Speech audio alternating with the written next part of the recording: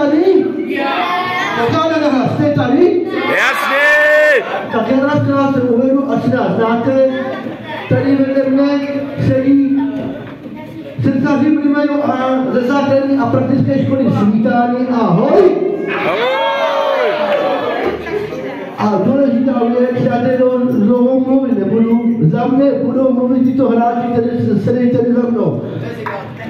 Jinak, aby jsme na krátce ještě uvedl.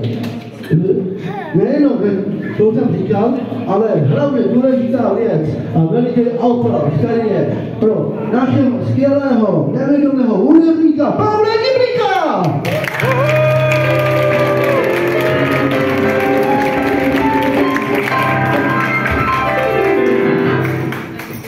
Tak škola Svítání. A zde kdo? Už je to na tobě. Jdeme na to! Jdeme na to! Jdeme na to! A jdeme na to!